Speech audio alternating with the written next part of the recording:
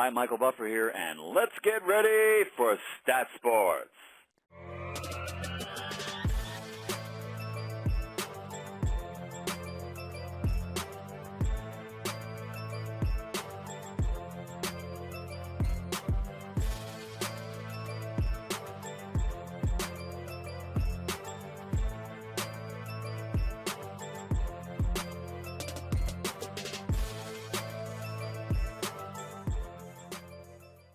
So here at Baruch College, New York City, Walt, Clyde, Frazier at your annual youth basketball camp, and you get to interact with these kids and really just meet the next generation of young ball players. Just how exciting is this for you? It's always a thrill. I can't believe I've been doing camps for 50 years, and I still get excited. I like talking to the kids. Their enthusiasm, interest, still viewing me as a role model. None of them were born when I played, and they know all about me, so it's one of the highlights of my summer. I know you've mentioned in the past that a lot of these young kids, they don't even know that you were a basketball player. They just know you as almost like a broadcaster. Is it kind of funny how little kids know these days about you and your past? Yeah. I hear them at the Knicks game there with their dad. They go, "Dad, there's a Knicks announcer. You know, Dad, there's the guy with the fancy suits or something." But I get kind of kick out of that. But here we tell them to go on the internet. They can find out about people. So a lot of the guys, the kids are telling me, "Oh, you're the greatest Knick ever. I saw you play. I saw the championship game." What do you think about that? Oh, it's remarkable. You know, today with social media, so people can know there's nothing they don't know about you. You know, if they're interested, they can go online and check it out. So obviously two-time NBA champion, and you're a Knicks legend. You got the ring. Yo, can I try on the ring, or is that a little? They won't come off. Yeah. So obviously, when you're speaking with these kids and you're playing basketball, just what kind of advice do you give to these young kids who were you were once in their shoes, you know, wanting to be a star basketball player one day? Good question, man. I give them the same advice I give my kids. I have a son and a daughter, and I have 2 grandkids. Actually, my grandkids were here last year. Oh, were they? Okay. Yeah, Jacob is 8, and Ahmad is 12. So education, the main thing I stress to them, get an education, man. That's your way out. And I tell them I played 13 years in the NBA. This year is my 26th year as a Knicks broadcaster. So I'm no longer using my body but my mind to make an education, confidence. Yeah. If you don't believe, you can't achieve, so you got to believe in yourself. Don't squander your time. There's only 24 hours in a day. By time, work on your weakness. Everybody has a weakness, so you got to work on that weakness. Teamwork, sportsmanship, and a tenacious work ethic. So if you're willing to work, you're not looking for something for nothing, you can attain your success and be what you want to be. The Knicks could probably use that same advice, right? It's for anyone, kids, adults, I mean, anyone that's trying to be a success. So that's the game plan. Yeah. And you can talk to 100 motivational people, and those 5 or 6 things are always going to be there. You can't get around it.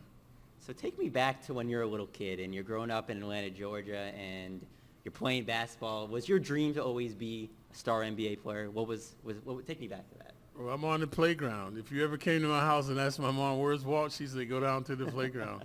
Playground was 4 blocks from my house, and that was my life, man. Football, basketball, baseball. If it rained, we played checkers, ping pong. All I ever wanted to do was play sports, but my motivation was my mom. Yeah. I'm the oldest of 9 kids, 7 sisters and 1 brother. So must be a hectic Thanksgiving for you, Clyde. Yeah, well, that's the holiday I missed the most, having everybody there when I went off to college, Thanksgiving. But she was always talking about a house with a big kitchen. She loved to cook, and I can remember as a kid praying to God, "Please let me be a football player, basketball player, you know, but help my mom buy this house." So I was able to realize that dream in 1973, so I bought her a house with a big kitchen. I think about when you're in college, right? In 1967, Southern Illinois, and you guys win the NIT, and you play at MSG. Did you know what was going to happen next, and you would end up playing for the Knicks? Just take me back to those memories. Well, I'd never been to New York before, so coming to New York, it was a revelation, man. I loved it. You know, people were crazy about basketball. I liked the energy of the city, but I never thought the Knicks would draft me because they had so many backcourt guys. They had Bill Bradley coming. They had Cassie Russell, you know, Barnett, Howard Komives. So I was really shocked when they drafted. I was delighted, and I was ambiguous, ambivalent like, what are they going to do with me with all the backcourt guys? So once I found out they couldn't trade me, I was very elated because I was thinking of that when I was playing at the Garden, and I was the MVP in the NIT. I was like, man, it'd be great to play in New York.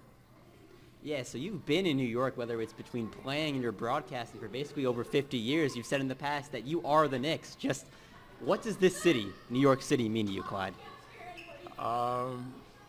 You know, it's the essence of Clyde. It made me Clyde. If I played in Seattle, would I be Clyde? I don't think so, or some other city. So the people here, the enthusiasm, the tenacity, the audacity, the fashion, this is the mecca for everything.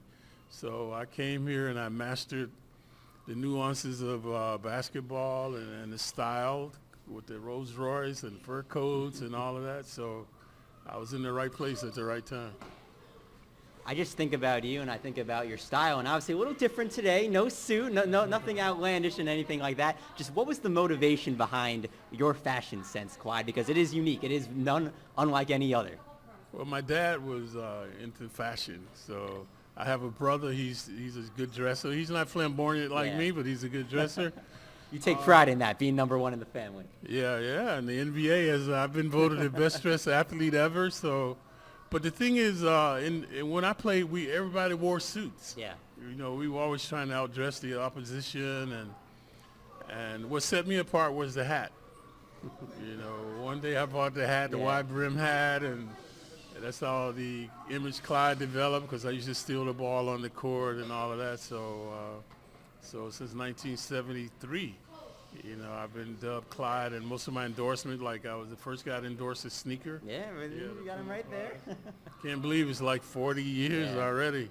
And you alluded to the fact they gave me a lifetime contract. I was shocked. Didn't know it was coming. So I've been a very blessed person. That's why I do the camp, to give back. I tell the kids, you guys, your grandparents have made me who I am. You know, the first guy to endorse a shoe, I've done about 8 books. What athlete in New York has his own restaurant? It's true. You know, and I haven't played in 40 years.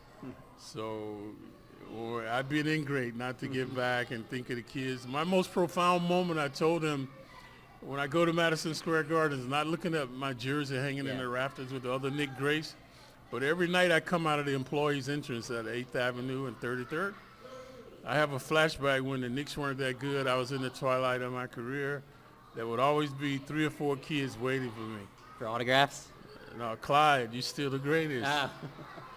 Clyde, you get him the next time. You know, Clyde, let me carry your bag. So they were always there to support me and give me confidence, so that I could never forget that. The support that you talk about, where these kids and just the entire city seem to embrace you so much, just how much did that help you over the course of your career as you went and you tried to become who you are today? It gave me so much confidence. A lot of nights I thought I could do anything. And, you know, and the main thing it did was I was like, I can't let anybody take this away from me.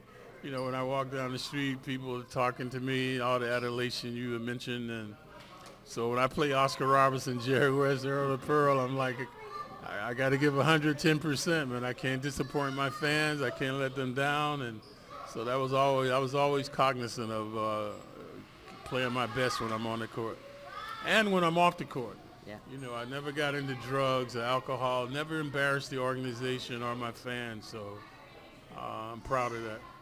And obviously now, of course, as we talk about now, an MSG broadcaster with Mike Brune, you get to still be close to the Knicks. Just what has that whole experience been like for you? The transition from all-star great player to broadcaster. It was serendipitous. I never studied it in college. Yeah. And in 1987, I was inducted to the Basketball Hall of Fame, and I was doing a series of interviews. So Marv Albert was interviewing me, so people at the Garden saw me, and they asked me would I be interested in trying to do some TV or radio. So that's how it evolved.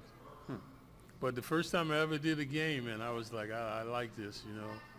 And like with basketball, I was saying I had to improve. I knew right away I had to improve my vocabulary. So that's what I work diligently to improve my vocabulary. Now that's what distinguished me from the rest of the announcers. So I was going to say, what was the motivation behind the swishing and the dishing, bounding and astounding? How did that all come to be, Clyde? Well, I was on radio, so Yeah. on radio there's certain nuances that Because you can't see, you have to describe, right? plus the color guy doesn't talk that much, so you got to get in and out. Yeah. So if the Knicks were doing something and scoring, I go, they're dishing and switching. They're bounding and astounding. So that's how it evolved, and then it added a little color to the game as well. So one of your moments that I think so many people remember is Game 7, 1970, and you don't have Willis Reed in that game, and you end up having 36 points and 19 assists and 7 rebounds, 6 steals, and you guys end up winning the championship. Just what was your mindset going into that game, knowing you weren't going to have one of your best guys available? We were devastated. Yeah. We knew we couldn't beat them without Willis. So we had no idea he was going to play, and then he came on the court and psyched out the Lakers. Obviously, I had the game of my life, so I call it destiny. If we played the Lakers 10 times after that, we would not have won. But that one game, it all came together. You say it all came together. Was anything like what was your mindset going into that one? You just had to keep it the same. Were you nervous? Just what was the feelings that you had? Well, Holtzman was the catalyst. He told us whether Willis played or not, we had to. So get focused on the game.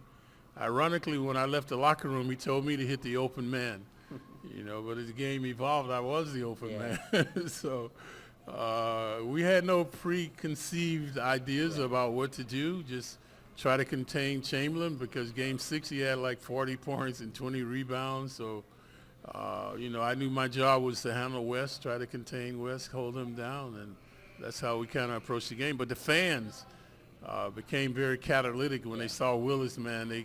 They were so vociferous. That gave me confidence that we could beat the Lakers. And then Willis made his first 2 shots, and, the rest is history. Yeah, so obviously 1973, now in 2018, all these years later, just how would you say the game of basketball has evolved from when you played to now? Oh, it's easy. The size of the players, man. When I played 6'4", I was a big guard. Now I'm a shrimp. I'm a point guard. The average NBA player is like 6'7", 225 pounds. The 3-ball has changed the game. It's kind of neutralized the big guy. But the strength and agility of today's players, like if we played them, everything would be a mismatch. Yeah. Those guys are so much taller than the former players. As someone who has basically mastered New York City, what kind of advice would you give to a guy like Kevin Knox, a rookie coming in playing for the Knicks? You've been in his shoes. What would you tell him? Just be yourself. Yeah. Work on your skills, work on your weakness. Same thing I tell these kids. Yeah. Work on your. Always give 100%. Not everybody's willing to give 100%. So, and work on your weakness. His weakness is going to be defense, rebounding. We know he can score, so that's what he has to focus on to be a better player. You talk about New York City as the Mecca, and there's nothing like New York City. Just people in New York, they want the Knicks to go back to maybe the days when you were playing, going back to that level. Just what do the Knicks need to do to improve, to get back to that playoff or championship level? Defense.